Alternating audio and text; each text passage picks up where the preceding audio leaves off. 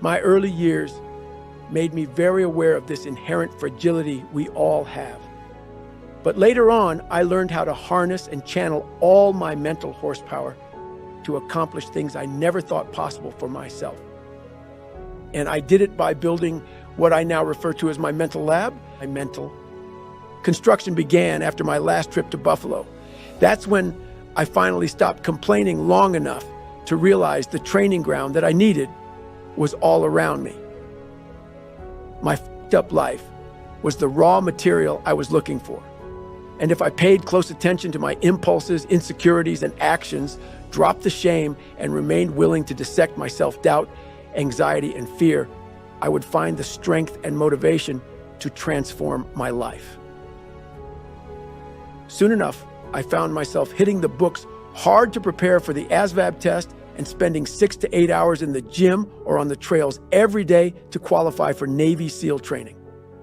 And it didn't take long to realize that, like life itself, difficult workouts and long study sessions tended to spotlight all my weak points.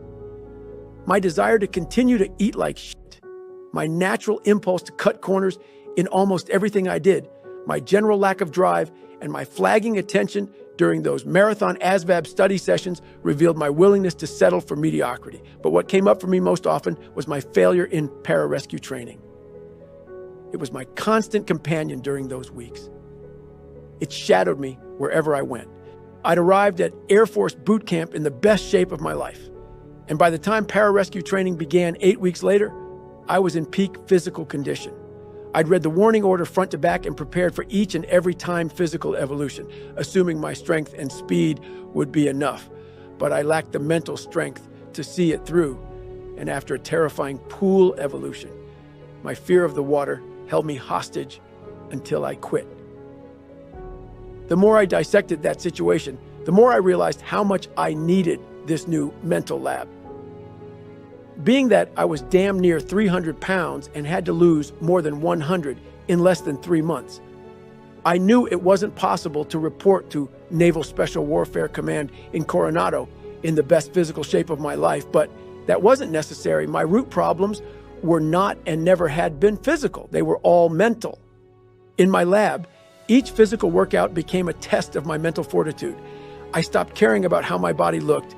You don't need six-pack abs when your mind is steel-plated. From that point on, each run, every hour on the pull-up bar, and all my late-night study sessions became experiments conducted to see how long my mind would hold out when I continued to apply more and more pressure. I was creating a motherfucker that was mentally prepared to do anything it took to become a SEAL.